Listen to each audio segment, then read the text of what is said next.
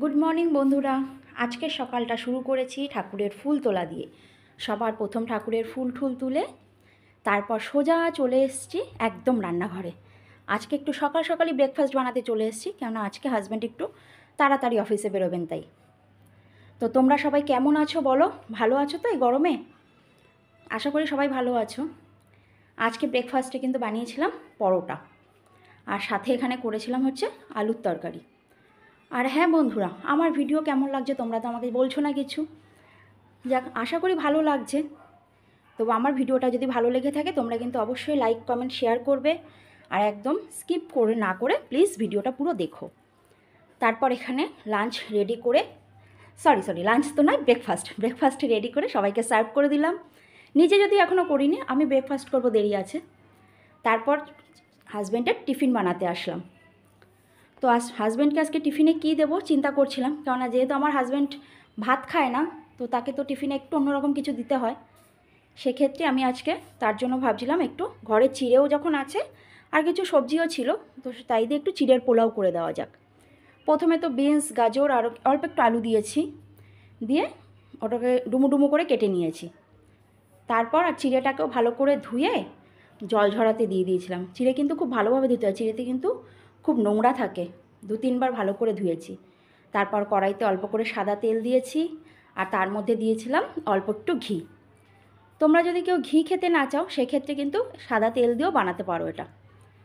তারপর তার মধ্যে দিয়ে দিয়েছিলাম কাঁচা লঙ্কা কুচি, আর দিয়েছিলাম নুন আর হলুদ, দিয়ে ভালো করে সবজিটাকে ভেজে নিয়েছিলাম। সবজিটা ভাজা হয়ে যাওয়ার পর আমি এখানে অ্যাড করেছিলাম কিছুটা চীনাবাদাম। আর যেহেতু এটা প্যাকেটের চীনাবাদাম, তাই এটাকে আর আলাদা করে ভাজতে হয়নি। যদি তোমরা কেউ কাঁচা বাদাম এখানে ইউজ করো, তাহলে কিন্তু আগে কাঁচা বাদামটাকে তেলে ভেজে তুলে রাখবে। পুরো জিনিসটা ভালো করে ভাজা হয়ে যাবার পর আমি এর মধ্যে দিয়ে দিয়েছিলাম যে জল ঝরে চিড়েটা ছিল, সেই চিড়েটাকে। একদম দেখে যে ঝরঝরে থাকবে কিন্তু চিড়েটা যদি দলা পেকে যায় তাহলে কিন্তু ভালো লাগবে না খেতে। তারপর তার মধ্যে দিয়ে দিয়েছিলাম পরিমাণ মতো চিনি, মানে একটু মিষ্টি মিষ্টি খেতে ভালো লাগে। আর পরে আবার ঘি অ্যাড করলাম কেননা আমার মনে হচ্ছিলো ঘিটা একটু কম হয়ে গেছে, তাই আমি এখানে পরে আবার একটু ঘি অ্যাড করে ব্যাস রেডি করে ফেললাম হাজব্যান্ডের টিফিন। তো তার টিফিন দিয়ে দিলাম, তিনি চলে গেলেন অফিসে, আর আমি চলে আসলাম আমার রোজকার কাজে। প্রথমে কিছু জামা কাপড় ছিল, তো সেগুলোকে একটু কেচে দিলাম। এখন তো গরম, তাই ছেলের জামা কাপড় একটু বেশি পরিমাণেই হয় কাচাটা, মানে ও খেলতে যায় পড়তে যায়। তো জামা কাপড়গুলো কেচে আমি এখানে ধুয়ে ব্যালকনিতে শুকোতে দিয়ে দিয়েছিলাম, যা রোদ ব্যালকনিতেই শুকিয়ে যায় পুরো। তারপর স্নান টান সেরে চলে আসলাম আমার ঠাকুর ঘরে, আর সুন্দর করে মাকে পুজো করলাম। আমার ঠাকুরঘরটা তোমরা আগেও একবার দেখেছো আমার অন্য ভিডিওতে, তাও যে আমার নতুন বন্ধুরা আছে যারা দেখোনি তারা কিন্তু একবার দেখো আর জানিও যে কেমন লাগছে দেখতে আমার ঠাকুরকে। হ্যাঁ, ব্যাস পুজো টুজো করে তারপর করে নিয়েছিলাম নিজে ব্রেকফাস্ট করার পরে আবার চলে এসেছি একদম অ্যাজ ইট ইজ রান্নাঘরে। আমাদের তো যারা আমরা হাউস ওয়াইফ, তাই একটা পার্ট শেষ হতে না হতেই আর একটা পার্টটা চিন্তা করতে চলে আসতে হয়। তো রান্না সেরে তারপর ভাবলাম অনেক দিন হয়ে গেল একটু স্কিন কেয়ার করা হয় না, তাই একটু নিজের পেছনে টাইম দিই। তারপর নিজের একটু স্কিন কেয়ার করলাম, একটা প্যাক বানিয়েছি, হোমমেড প্যাক। যদি তোমার কোনো বন্ধু জানতে চাও যে কিভাবে হোমমেড প্যাকটা বানিয়েছি, তো আমাকে কমেন্ট করো, আমি নিশ্চয়ই তোমাদেরকে জানাবো কীভাবে কী দিয়ে বানিয়েছিলাম। আর যে কোনো প্যাক তোমরা ইউজ করার আগে অবশ্যই কিন্তু মুখটাকে ক্লিন করে নেবে, না হলে কিন্তু প্যাকটা দিলে নোংরাটা বসে যাবে। ব্যাস প্যাক লাগানো হয়ে গেলে এবার প্যাকটা শুকোতে তো একটু টাইম দিতে হবে, মিনিমাম 5-7 মিনিট বা 10 মিনিট। তো ততক্ষণ বসে থাকবো, তাই ভাবলাম একটু মোছামুছি করে নিই। মানে এখন যা ধুলো, প্রতিদিনই মোছামুছি করতে হচ্ছে কিছু না কিছু, প্রতিদিনই দেখছি ধুলো পড়ে যাচ্ছে।